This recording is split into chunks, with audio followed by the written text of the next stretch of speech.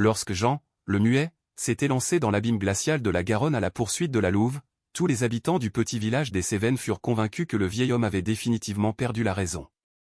Ils se signèrent, murmurant derrière leurs mains que sa folie silencieuse avait finalement débordé, le poussant à un suicide insensé. Ce qu'aucun d'eux ne pouvait deviner, c'est que cet homme, qui n'avait pas prononcé un seul mot depuis 30 ans, hurlait à cet instant avec une telle force intérieure que les cieux eux-mêmes semblaient trembler sous le poids de sa clameur silencieuse. Son âme, si longtemps emmurée dans une forteresse de chagrin, déversait un torrent de rage, de désespoir et d'amour. Mais pour comprendre la véritable nature de cet acte désespéré, il faut remonter le temps, jusqu'à ce jour fatidique où, pour la première fois, la fumée noire de la trahison s'est élevée au-dessus de la majestueuse forêt des Landes, souillant l'air pur et la tranquillité séculaire de ce sanctuaire. Dans le village, Jean était simplement surnommé « le taiseux ». À 62 ans, ses épaules étaient voûtées par le poids des années et des souvenirs, ses mains, calleuses et puissantes, témoignaient d'une vie de labeur solitaire, et un vieil appareil photo argentique, un modèle usé au charme désuet, ne quittait jamais son cou, même pendant son sommeil. Jean n'était pas sourd, au contraire, ses sens étaient d'une acuité extraordinaire. Il percevait le craquement subtil des aiguilles de pin gelées sous la patte d'une martre, le souffle profond de la Garonne juste avant que la glace ne la saisisse en hiver, et le murmure avide des hommes du village qui, dans l'ombre des cafés, discutaient avec une excitation cupide de la nouvelle Syrie. Il ne voulait simplement pas parler. Sa voix s'était figée dans sa gorge, un bloc de glace lourd et douloureux, depuis cette nuit d'horreur, 30 ans plus tôt, où un incendie lui avait arraché sa femme et sa petite fille. L'unique créature qui semblait comprendre son silence, qui lisait dans ses yeux les histoires que sa bouche ne pouvait raconter, était Argenta. Une vieille louve au regard étonnamment humain, presque sage. Jean la nourrissait durant les hivers les plus rudes, déposant de la nourriture à la lisière de la forêt, mais il n'avait jamais cherché à l'apprivoiser. Leur relation était une amitié entre égaux, deux solitudes errant dans l'immensité des bois. Mais la paix de la forêt des Landes prit fin le jour où des hommes importants, au volant de 4x4 noirs de luxe, arrivèrent dans le village. « Regarde-moi ça, Philippe. C'est peint. » s'esclaffa un homme de haute taille, vêtu d'une veste coûteuse, en frappant le tronc d'un pin séculaire. Ce ne sont pas des arbres, c'est de la monnaie sonnante et trébuchante. On rase tout jusqu'à la racine. Pour les papiers, je m'en occupe, je saurai les dessiner. Caché derrière un épais rideau de sapin, Jean observait. Son doigt, par un réflexe de photographe, se figea sur le déclencheur. Un déclic feutré. Puis un autre. Son objectif capta toute la scène, le visage bouffi et suffisant du fonctionnaire corrompu, les liasses de billets passant discrètement dans la poche de Philippe, le garde forestier local, et les plaques d'immatriculation des engins de chantier dont les moteurs vrombissaient déjà à l'orée de la forêt. Il savait que ces hommes ne venaient pas seulement pour couper du bois, ils venaient pour arracher le cœur de cette région. Mais que pouvait faire un vieil homme muet contre un système huilé par l'argent et protégé par le pouvoir? Le soir même, dans sa petite maison de campagne, Jean développait ses clichés dans la lueur rouge de sa chambre noire. Soudain, il figea son geste sur une image. Derrière les buissons, juste dans le dos du fonctionnaire hilar, deux yeux jaunes le fixaient. Argenta. Elle aussi avait observé. Son instinct animal, bien plus aiguisé que celui des hommes, lui avait fait sentir le danger imminent. On frappa brutalement à la porte. Jean n'eut pas le temps de dissimuler les photographies. Stéphane, une brute locale qui tenait le village sous sa coupe, fit irruption dans la pièce. « Écoute, le taiseux » cracha Stéphane sur le plancher propre, « tu te balades dans la forêt, tu prends des photos avec ton jouet. Fais gaffe à pas te coincer le doigt. On n'a pas besoin de témoins. Reste tranquille, mange ta soupe, et peut-être que tu verras le printemps. » Jean leva lentement les yeux. Il n'y avait aucune peur dans son regard, seulement un calme et un mépris si profond que Stéphane recula d'un pas, déconcerté. « Je t'ai prévenu, » marmonna le bandit en partant. « Tu vas finir par brûler, idiot. La forêt, c'est dangereux. » Un arbre qui tombe, un feu qui part de nulle part, Jean le suivit du regard et serra lentement les poings. Sa voix était enfermée, mais sa force résidait dans la vérité figée sur le papier glacé. Il savait que dès le lendemain, les bûcherons s'enfonceraient dans le périmètre protégé de la réserve, là où Argenta avait sa tanière. Là, dans le silence des ravins moussus, elle élevait ses deux derniers louveteaux. Cette nuit-là, le sommeil fuyait Jean. Le vent charriait une odeur étrange depuis la zone de coupe. ce n'était pas l'odeur fraîche de la sueur, mais une puanteur âcre, chimique, terrifiante. Une odeur de brûlé. Il enfila sa veste et se précipita sur le perron. L'horizon à l'est rougeoyait d'une lueur anormale. Pour dissimuler l'ampleur de leur abattage illégal et effacer toute trace avant l'arrivée d'une inspection, les bûcherons avaient mis le feu au sous-bois. Mon Dieu, la tanière! La pensée traversa l'esprit de Jean comme un éclair. Oubliant la prudence et les menaces, il attrapa son sac contenant son appareil et des cartes mémoire de rechange, et plongea dans l'obscurité. Il courut comme il ne l'avait jamais fait, même dans sa jeunesse. Ses poumons le brûlaient, son cœur battait dans sa poitrine comme un oiseau pris au piège. Arrivé à une ancienne clairière, il s'arrêta net, horrifié. Le feu avançait en un mur infranchissable depuis la rivière, coupant toute retraite. Poussés par le vent, les flammes se dirigeaient droit sur une falaise escarpée que les gens du coin appelaient le pic du diable. Et là, tout au bord, se détachant sur le fond infernal de l'incendie, il la vit. Argenta se tenait au bord du précipice. Dans sa gueule, elle tenait un louveteau qui gémissait de peur. Le second, prostré au sol, pleurait à ses pieds. Derrière eux, un vide de 100 mètres et la Garonne, transformée par la crue en un chaudron d'eau bouillonnante et glaciale. Devant eux, le mur de feu rugissant, attisé par la main de l'homme. J'en vis alors deux silhouettes émerger de la fumée, Stéphane et son acolyte. L'un d'eux tenait un fusil. « Regarde-moi ça, Philippe, une louve. » Ricana Stéphane en épaulant sa carabine.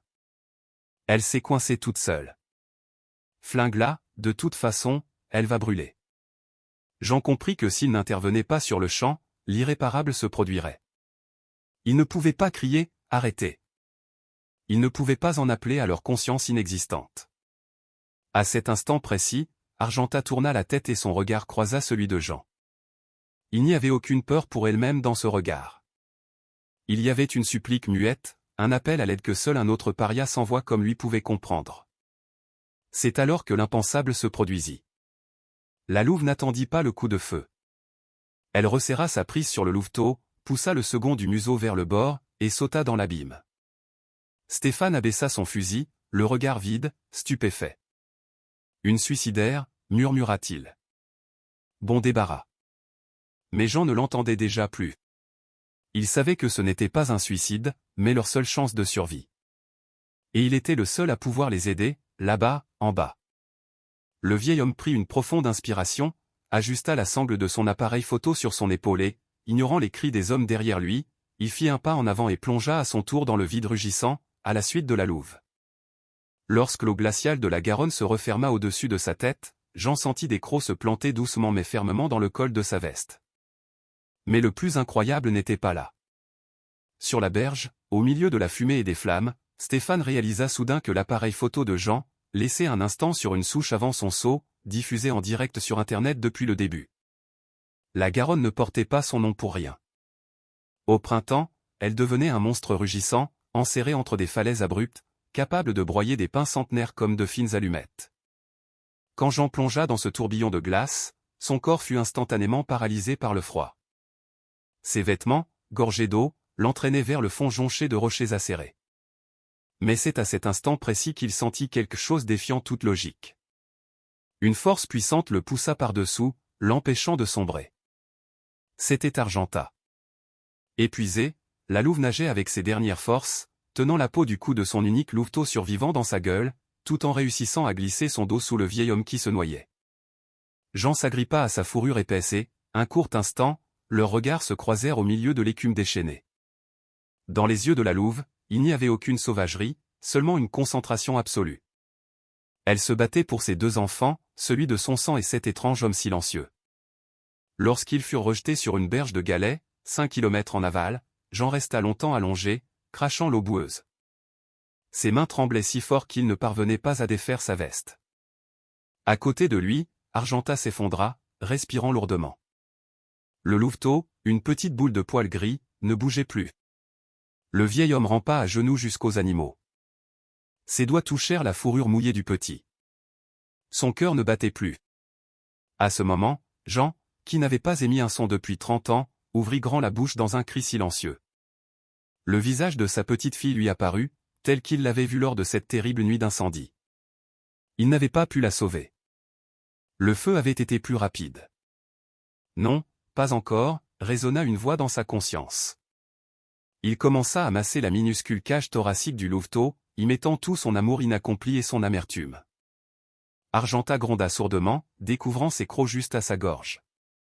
Elle ne comprenait pas ce que faisait cet homme. Mais Jean ne recula pas.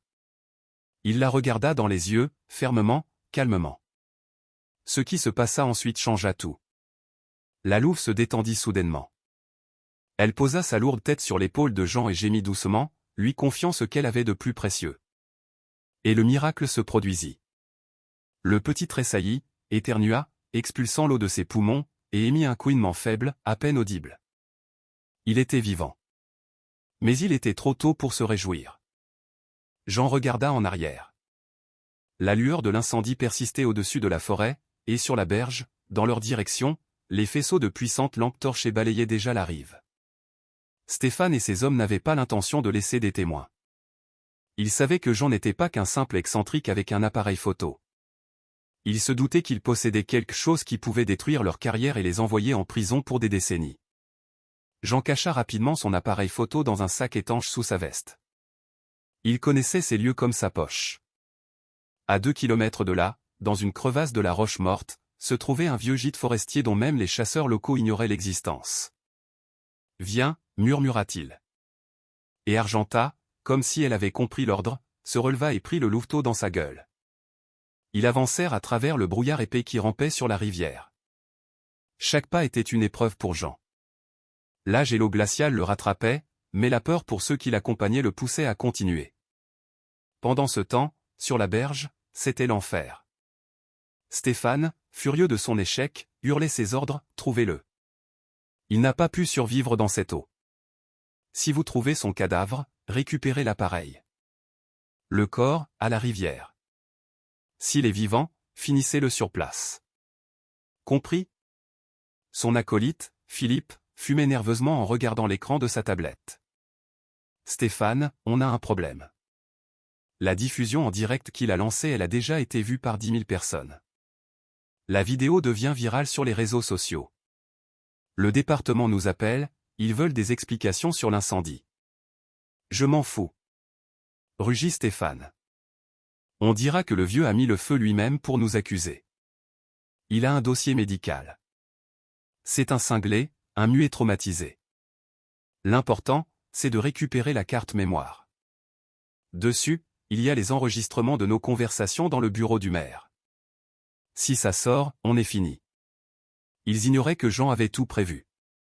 Il avait délibérément laissé un appareil en évidence comme appât, mais l'enregistrement principal, celui où le maire signait l'ordre d'abattage d'espèces protégées pour permettre l'extraction de lithium, se trouvait sur une minuscule carte mémoire cachée dans la doublure de son vieux bonnet. Jean et les loups atteignirent le gîte forestier alors que le ciel commençait à pâlir. C'était une cabane minuscule, presque enfouie dans la terre, dissimulée par des sapins centenaires. Le vieil homme alluma un petit feu dans le poêle, en veillant à ce que la fumée ne soit pas visible de l'extérieur. Il retira sa veste trempée et vit que son flanc était lacéré, sans doute par une branche dans la rivière. La blessure était profonde, le sang imbibait sa chemise. Jean grimaça en sortant une trousse de premiers secours d'une cachette sous le plancher. Argenta s'approcha de lui. Elle déposa le louveteau sur la paille et commença à lécher la blessure de l'homme. Sa langue était rêche, mais incroyablement douce.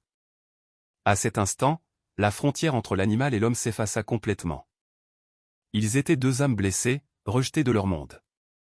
Jean sortit la carte mémoire et l'inséra dans une petite tablette qu'il gardait là en cas d'urgence. L'écran s'alluma. Ce qu'il vit sur les images suivantes lui glaça le cœur.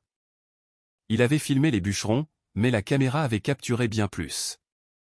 À l'arrière-plan, dans l'ombre des arbres, se tenait un homme que Jean connaissait depuis toujours.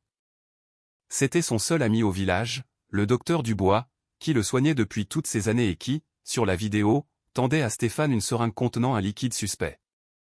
Mon Dieu, comment est-ce possible ? Cette pensée le brûla. L'homme en qui il avait confiance faisait partie de ce complot sanglant.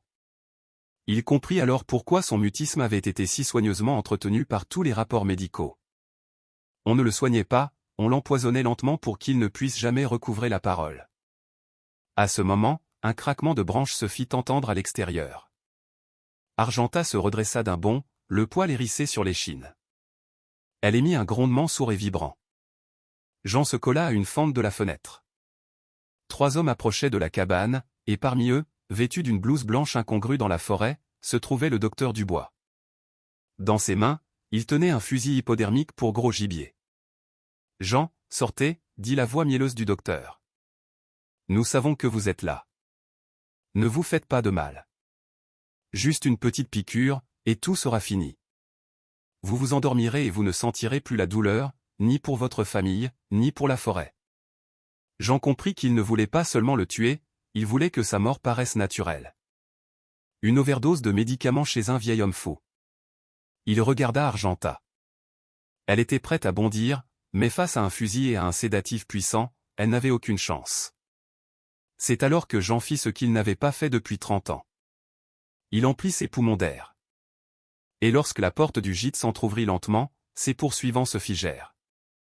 Il s'attendait à voir un vieil homme terrifié, mais de l'obscurité, c'est le canon d'un vieux fusil de chasse, que Jean n'avait pas touché depuis son service militaire, qui les fixait. Mais ce n'est pas l'arme qui les choqua. Le silence de la forêt fut déchiré par un son qui fit tomber la seringue des mains du docteur. C'était une voix, rauque, oubliée, mais parfaitement claire. Cependant, ce que Jean prononça glaça le sang des mercenaires. Ce n'était pas une demande de pitié.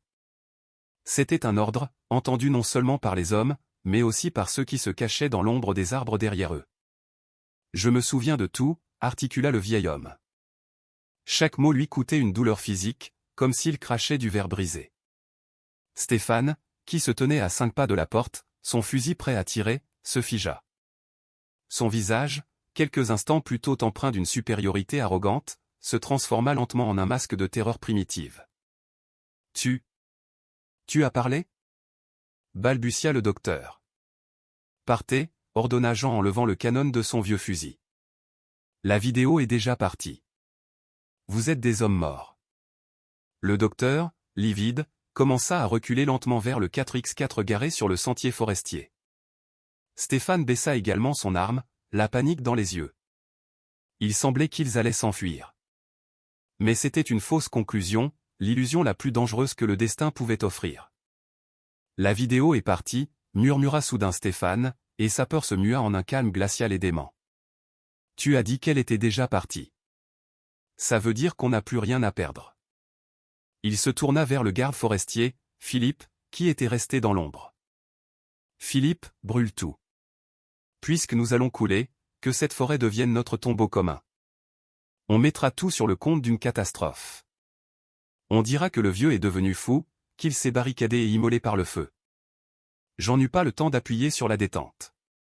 Philippe, qui tenait un bidon d'essence derrière son dos, en aspergea le mur sec de la cabane et craqua un briquet. La déflagration fut aveuglante.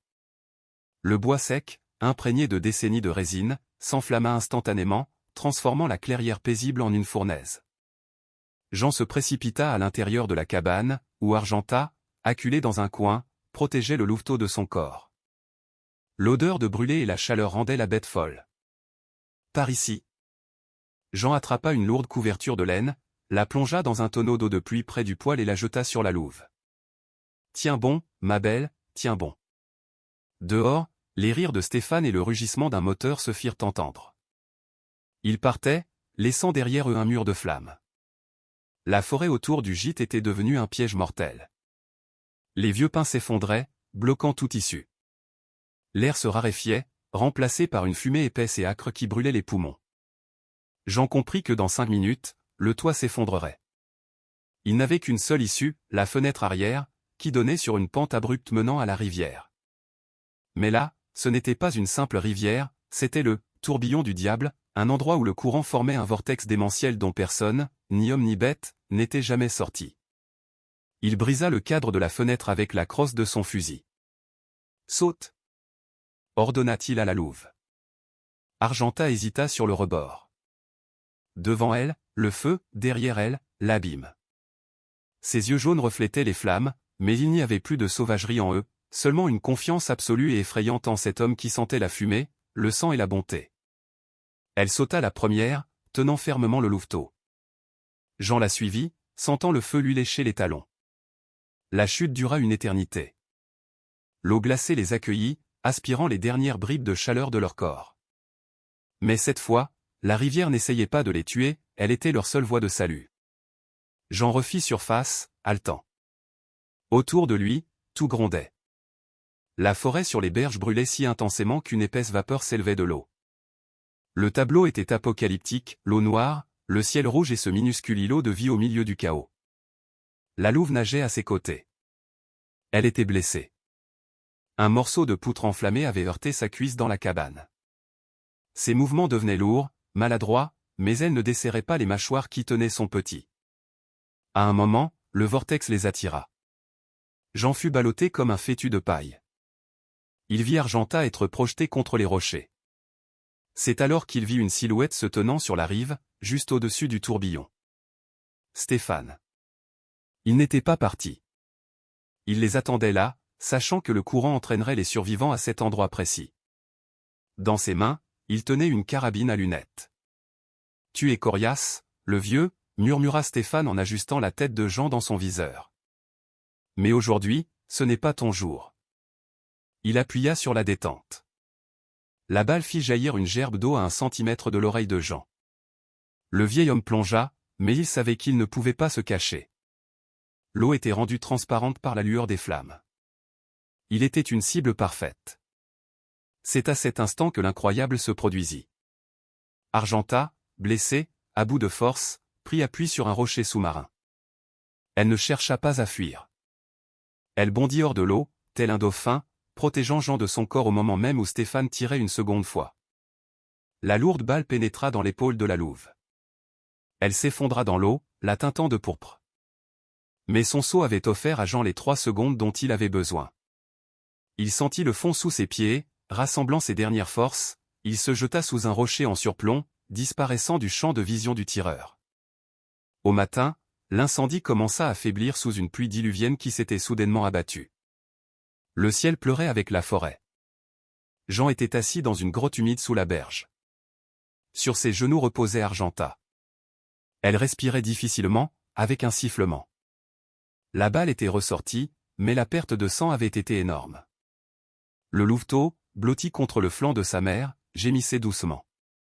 Jean sortit son appareil photo. Il était brisé, le boîtier fendu, mais il espérait que la carte mémoire à l'intérieur avait survécu. C'était son dernier atout. Soudain, il entendit le bruit d'un hélicoptère. Son cœur sursauta. Qui était-ce? Les secours ou les hommes du maire venus nettoyer la zone? Il se colla à l'entrée de la grotte. Un hélicoptère avec l'inscription « Presse » se posa sur une petite parcelle de terre près de la rivière. Une jeune femme avec un micro, Manon, en sortit avec 2 caméramens. « Nous sommes au cœur de la zone sinistrée », disait-elle à la caméra, la voix tremblante. La vidéo envoyée par une source anonyme il y a quelques heures a fait exploser Internet. Le monde entier a vu comment notre réserve naturelle est détruite. Nous cherchons l'auteur de cette vidéo, un habitant local qui a très probablement péri dans cet incendie. Jean voulut sortir, crier qu'il était là, qu'il était vivant. Mais les mots restèrent à nouveau coincés dans sa gorge. Le stress et le froid l'avaient replongé dans son état de silence habituel. C'est alors qu'il vit Stéphane et Philippe sortir des buissons sur l'autre rive. Ils ne voyaient pas la presse, l'hélicoptère étant caché par un rocher. Ils tenaient des bidons. Ils allaient finir de brûler ce qui n'avait pas brûlé, y compris les preuves. Stéphane s'approcha du bord de l'eau et se figea. Sur le sable gisait le bonnet de Jean, celui-là même où était cachée la carte mémoire compromettante pour le maire. Il le ramassa, éclata d'un rire triomphant et en sortit la puce. « Je l'ai trouvé !» cria-t-il à Philippe. « Le vieux est crevé. Et ça, on va le détruire tout de suite. Pas de preuves, pas de crime. » Dans la grotte, Jean sentit son monde s'effondrer. Tout ce pourquoi il avait risqué sa vie, tout ce pourquoi Argenta s'était jeté sous une balle, tout était vain. La preuve principale était entre les mains de l'ennemi. Mais il ignorait une chose. Argenta releva soudain la tête. Elle sentit l'odeur de l'ennemi, de l'homme qui avait tiré sur elle et ses enfants. Dans ses yeux s'alluma un feu d'une telle fureur qu'aucun incendie ne pourrait jamais l'égaler. Alors que Stéphane s'apprêtait à écraser la puce sous son talon, il sentit un souffle glacial sur sa nuque. Il se retourna lentement et se pétrifia. Devant lui ne se tenait pas une seule louve blessée. Du brouillard, une à une, des ombres silencieuses émergeaient. 10, 15, 20 ombres grises immenses entouraient les deux hommes, leur coupant la route vers le 4x4. À cet instant, Jean, debout dans l'ombre de la grotte, comprit, l'incroyable ne faisait que commencer. Car les loups n'étaient pas venus pour tuer. Ils étaient venus pour témoigner. La diffusion en direct continuait. Toute la région, retenant son souffle, voyait sur les écrans une scène surréaliste, des hommes armés, paniqués, face à une meute qui se comportait avec plus d'intelligence et de dignité que des êtres humains. La journaliste, Manon, murmura dans son micro, « Vous voyez ça ? Ils n'attaquent pas. C'est comme s'ils attendaient quelque chose. » C'est à ce moment précis que Jean sortit de la grotte en chancelant. D'une main, il tenait son vieux fusil, de l'autre, il soutenait Argenta qui perdait son sang. La louve traînait ses pattes arrière, mais son regard était fixé sur le chef de meute. Ce qui se passa ensuite fit pleurer des millions de spectateurs. Argenta, rassemblant ses dernières forces, laissa tomber son louveteau aux pieds de Jean. Elle lui passait le flambeau de la vie. Puis, titubant, elle avança, droit vers la carabine de Stéphane. Elle protégeait non seulement son petit, mais aussi le vieil homme qui l'avait sauvé. Elle marchait vers une mort certaine pour donner à Jean une chance de rejoindre les journalistes. « Tire !» cria soudain Jean. Sa voix, inutilisée pendant des décennies, résonnait maintenant comme un coup de tonnerre. « Tire-lui dessus, si tu l'oses. Le monde entier te regarde. » Stéphane, ayant complètement perdu la tête, appuya sur la détente. Mais au lieu d'une détonation, seul un déclic sec se fit entendre. Un incident de tir. Ce son fut un signal. Jean ne tira pas en retour. Il s'approcha simplement de Stéphane, qui avait laissé tomber sa carabine d'horreur, et tendit la main. « Rends-la, dit-il brièvement. » Stéphane regarda ses doigts qui serraient la carte mémoire. Il réalisa soudain que même s'il l'écrasait maintenant, cela ne changerait rien. Les caméras avaient déjà enregistré son visage, ses bidons d'essence et sa tentative de tuer un animal blessé. Ce n'est pas moi. C'est le maire qui m'a forcé, balbutia-t-il, toute son arrogance s'étant évaporée. Il tendit la carte à Jean. Jean prit la carte et se tourna vers les journalistes. Tout est là, dit-il en regardant droit dans l'objectif. Les noms de ceux qui ont brûlé notre maison. Le mal semblait vaincu. Mais le ciel s'illumina à nouveau. 3 autres hélicoptères apparurent, des modèles privés appartenant à Monsieur Leclerc, l'investisseur pour qui le maire détruisait la réserve. Jean regarda Argenta. Elle gisait sur le sable, sa respiration de plus en plus faible. Le chef de meute s'approcha d'elle et la toucha doucement du museau. C'était un adieu. Le vieil homme s'agenouilla près d'elle. « Tu as réussi, ma fille. »« Nous avons réussi, » murmura-t-il, et pour la première fois en 30 ans, une larme roula sur sa joue ridée. Du premier hélicoptère noir descendit un homme en costume coûteux, entouré de gardes armés. Il s'approcha de Manon et son garde du corps brisa la caméra. « La diffusion est terminée, » dit froidement l'homme. « Maintenant, Jean, rendez ce qui ne vous appartient pas. » Le vieil homme se leva, protégeant de son corps la louve blessée et son petit. « J'ai une copie, » mentit Jean, s'efforçant de ne pas trembler. L'homme en costume sourit. « Nous savons que non, Jean. Vous avez 5 secondes pour donner la puce, sinon cette forêt finira de brûler avec vous et vos chiens. » Mais à ce moment, le petit louveteau, que Jean avait surnommé Carbone, tira de sous la veste du vieil homme un objet que celui-ci avait laissé tomber lors de sa chute. C'était un vieux tracker satellite, un cadeau de sa fille défunte. Il ne l'avait jamais allumé. Mais dans la chute, le boîtier s'était fissuré et l'appareil avait commencé à émettre un signal. L'homme, Monsieur Leclerc, ricana. « C'est ça, ton dernier espoir ? Un vieux gadget ?» Il fit un signe à un garde. « Débarrasse-moi de ça. » Le garde s'avança, mais la meute de loups émit un grondement sourd et unifié qui fit trembler le sol. Carbone, sans peur, ne jeta pas le tracker aux pieds de l'ennemi, mais dans le courant de la rivière. Au contact de l'eau, le tracker s'illumina d'un voyant rouge vif. Jean comprit, il avait activé un signal de détresse SOS directement relié aux services de secours nationaux, contournant tous les canaux locaux corrompus. Idiot! Siffla Leclerc. Prenez-le. Les mercenaires se ruèrent sur Jean, mais les loups se mirent en mouvement. Le chef de meute renversa le premier garde, l'immobilisant au sol sans le mordre. Les autres loups formèrent un couloir vivant, poussant littéralement Jean et Argenta vers un labyrinthe de rochers. Jean souleva Argenta. Tiens bon, Altateil. Ils disparurent dans l'ombre des rochers quelques secondes avant que les mercenaires n'ouvrent le feu. Caché dans une crevasse, Jean examina Argenta. Elle était en train de geler. Soudain, il entendit une voix. C'était Philippe, le garde forestier. Jean, murmura-t-il. Écoute-moi. Leclerc a appelé des renforts. Ils ont des caméras thermiques. Tu ne pourras pas te cacher. Jean leva son fusil. Va-t'en, Philippe. Tu as fait ton choix. Attends. Sanglota Philippe. Je ne savais pas qu'il s'en prendrait au petit. Tiens. Il tendit à Jean un thermos et des bandages. Et ça?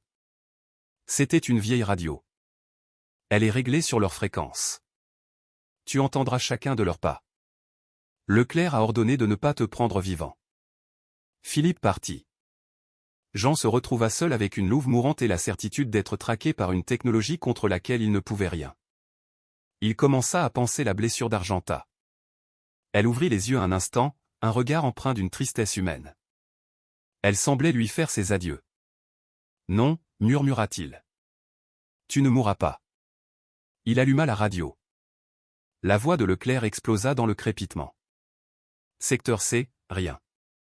Groupe Bravo, par l'Est. La caméra thermique a une cible dans les rochers. C'est lui. Tiré à vue. Jean comprit que leur propre chaleur corporelle était leur principal ennemi. Il leva les yeux vers le sommet de la falaise, où se trouvait une ancienne source thermale naturelle, un puits abandonné d'où s'échappait encore une eau chaude et soufrée. Un plan insensé germa dans son esprit. La radio crépita de nouveau, mais ce n'était pas Leclerc. C'était une voix officielle. Hélicoptère de la sécurité civile 402 appelle l'abonné Forêt.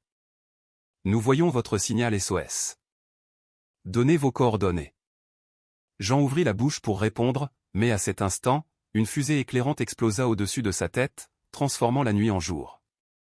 Les mercenaires étaient à 20 mètres et le regardaient droit dans les yeux. Jean n'hésita pas une seconde. Il souleva Argenta dans ses bras et grimpa la pente vers la source thermale. L'eau y était presque bouillante, et un cocon de vapeur sulfurique dense et suffocant recouvrait le sol. Il déposa la louve dans une vasque peu profonde. La vapeur et la chaleur de l'eau créèrent un écran thermique.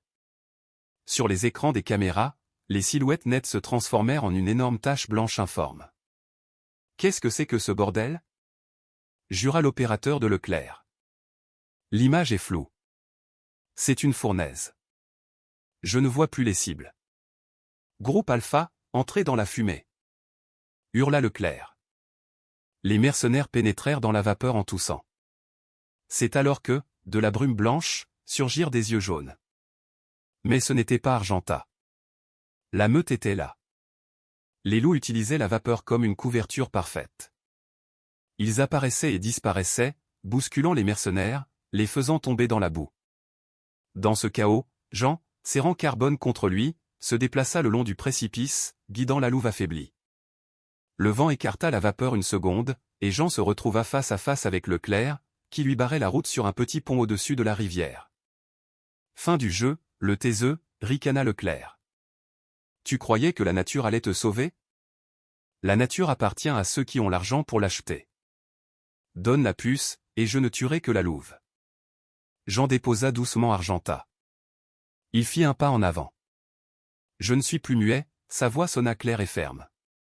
Et la nature ne se vend pas. Elle reprend simplement ses droits. À cet instant, Carbone, le petit louveteau, sauta et mordit le pantalon coûteux de Leclerc. Geste ridicule, mais qui sait là le destin de l'homme? Leclerc, dégoûté, leva le pied pour projeter le chiot dans le vide. Mais les pierres glissantes sous ses pieds cédèrent. Jean ne le frappa pas. Il tira brusquement sur un vieux câble qui soutenait autrefois la rambarde du pont. Les supports pourris cédèrent. Leclerc cria, perdant l'équilibre, et se retrouva suspendu d'une main au-dessus du torrent rugissant. « Jean, aide-moi. Je te donnerai des millions. » hurla-t-il. Jean s'approcha du bord. Il regarda l'homme qui avait voulu tout brûler pour du lithium. Il tendit lentement la main, mais pas à Leclerc. Il ramassa le louveteau et le posa sur son épaule. « Ma voix n'est pas à vendre, » dit Jean. À ce moment, le projecteur aveuglant de l'hélicoptère de la sécurité civile les inonda de lumière. Des agents des forces spéciales descendirent en rappel. Les mercenaires de Leclerc jetèrent leurs armes. Leclerc fut hissé, menotté et jeté dans un coin de la cabine. Assis dans l'hélicoptère, Jean serrait Argenta contre lui. Les médecins lui posaient déjà une perfusion. Elle respirait. Alors qu'il prenait de l'altitude, Jean regarda en bas. Sur la falaise, le chef de meute était assis. Il leva la tête et poussa un long hurlement. Mais le choc attendait Jean à l'hôpital. Un enquêteur s'approcha de lui. « Monsieur Jean, nous avons étudié le contenu de la puce que vous avez transmise via Philippe. » Jean se figea. « Mais je ne lui ai pas donné la puce. Je l'ai sur moi. » Il sortit la carte mémoire. L'enquêteur fronça les sourcils. « Alors, quelles sont ces données que le garde forestier nous a envoyées 10 minutes avant de disparaître? Et pourquoi contiennent-elles vos archives familiales d'il y a 30 ans, liées à ce fameux incendie ?» Jean sentit le sol se dérober sous ses pieds. L'histoire de l'abattage illégal n'était que la partie émergée de l'iceberg qui cachait le secret de sa propre vie. À l'hôpital de campagne de la sécurité civile, un enquêteur, les yeux fatigués, posa une tablette devant Jean. « Écoutez, monsieur Jean. C'était dans les archives envoyées par le garde forestier. Il a nommé ce fichier Rédemption. » La voix de Philippe, enregistrée quelques heures avant sa mort, s'éleva, entrecoupée de tout. « Jean, si tu entends ça, c'est que je ne suis plus là. Je suis un lâche, Jean. J'ai vécu avec ce poids pendant 30 ans. L'incendie. Où ta femme et ta petite-fille sont mortes. Ce n'était pas un accident. Leclerc commençait ses affaires à l'époque. Il voulait le terrain. Le docteur Dubois t'a injecté un somnifère pour que tu ne puisses pas les sauver. Puis il a signé des papiers disant que tu étais ivre. » Le monde se mit à tourner autour de Jean. 30 ans à se blâmer. « Il y a autre chose, » dit l'enquêteur. Leclerc étudiait la population de loups de la région. Il s'avère que 30 ans plus tôt, la nuit de l'incendie, tu as sauvé une louve du feu.